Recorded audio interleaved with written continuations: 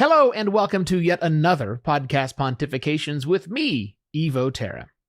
If this is your first time watching, this is not a podcast. This is a video where I talk about podcasting. The 50th episode, I believe. Wow.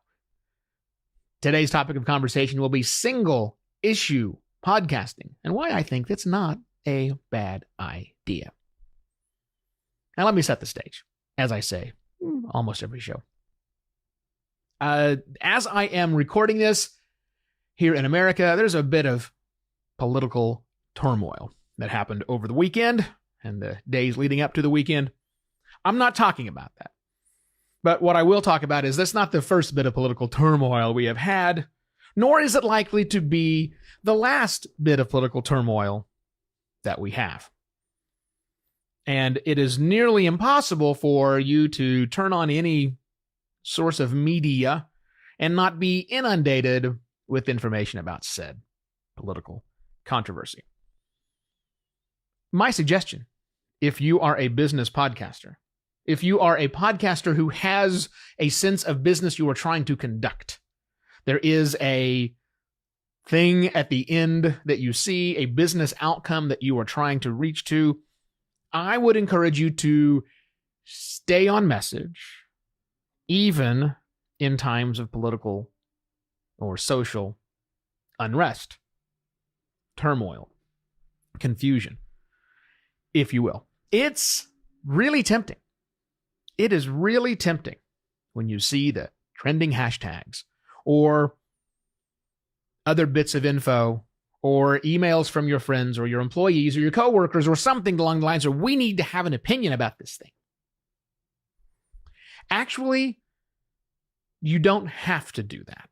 You may, and I'm not saying you can't, or I'm saying you, or nor am I saying you shouldn't. What I am saying is that it is okay to stay focused on your singular thing, that which you do.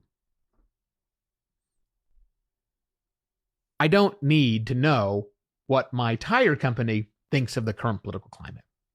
More importantly, forget me for a moment. Most people have to buy tires today, or a lot of people have to buy tires today, and they're likely not going to make their decision of who they're going to buy tires from based on what that company thinks about politics. There certainly are those people, and that's fine. Yes, they exist. But for most people, I mean, everybody's got their issues. Everyone has their trigger points, the things that they think are super important to them. And yes, a good number of those, especially those who do a good job of getting some attention from the media, would like to make sure that their values are tightly aligned to the companies that they frequent, that they patronize, not patronize, different. That's fine. That's great. That's not most people. Most people don't need that sort of confirmation. Many do. I'm not saying that they don't. What I'm trying to convey here on this show is that if you have a podcast that is about, let's stick with the theme, tires, buying tires, selling tires, what it's like to be in the tire business, which I was in for 13 and a half years, so I feel somewhat qualified to talk about it, even though it's been 20. No, how long has it been? Doesn't matter. 15. Anyhow, like I said, doesn't matter, Evo. Stay on topic. See? You don't have to do it. You don't have to. You have to chase the trends. So your social media team is the tough ones because that's what's talking about right now. And people might ask the questions, but again, you don't have to answer. Not that you don't have to answer. It's the wrong way I want to say that. I don't want you to take away from this. I'm suggesting you stay neutral on all issues. That's not what I'm trying to say. I'm saying that you are entitled to. You should have. You people share your opinion, but your podcast is sacred. You don't know why your listeners are turning into your podcast, especially in a politically charged environment where a healthy percentage of your listeners mathematically will have the opposite opinion of another healthy group of your listeners. It is oftentimes, especially if your show is all about the vagaries of radial tire repair, to not, you don't have to pick a side. You don't have to have a voice. You don't have to have an opinion. People come to listen to your show for a variety of reasons, and maybe they want to listen to your show as an escape from reality. Maybe they want to listen to your show and they have no idea, honestly, of why there is a political charge, if there is a politically charged thing going on. Maybe they desperately need every week the content that your show is delivering, and when you decide to take a break because it's important that we take a stand on an issue, you're alienating every single person who wanted that regular content from you. If you're a news source, this is a very different thing. If you're doing a political podcast, this is a very different thing. If you're doing an activism show, this is a very simple thing. But the vast majority of my customers, my clients, are business-minded podcasters or businesses themselves and need to stay on message. It is important to stay on message. That, by the way, I'll also offer this up. If the organization that you are part of that has a podcast is known for taking big sides on things and people expect that, okay, then that might be part of your brand. And then for you and your show, it's not only okay to do that, it's probably assumed that you will do that. But you don't have to. There's always something happening in the world that you don't know about. There are always different issues that people have that they want to take up.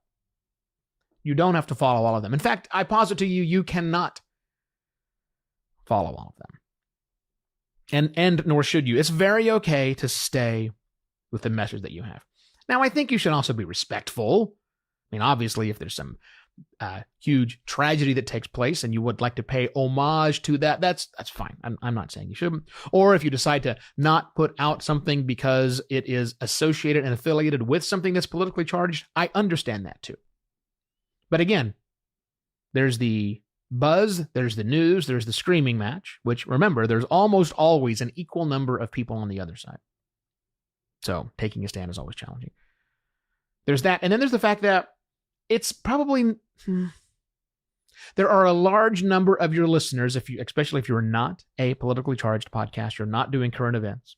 There are a good number of your listeners. In fact, I would say the vast majority of your listeners aren't expecting you or your business, and especially your podcast, to take a stand on an issue that is completely and totally unrelated to your primary line of business. Watch out for it. It's very easy to use these microphones as a pulpit. And in many cases, we should.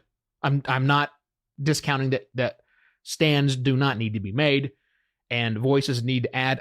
I understand all of that.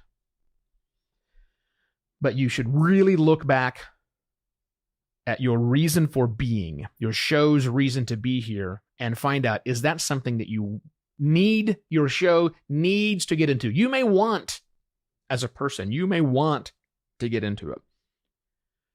But does your show, does your company need to do it? And I would posit to you that it probably doesn't need to. There are likely a number of people who just want your show to continue the way it was.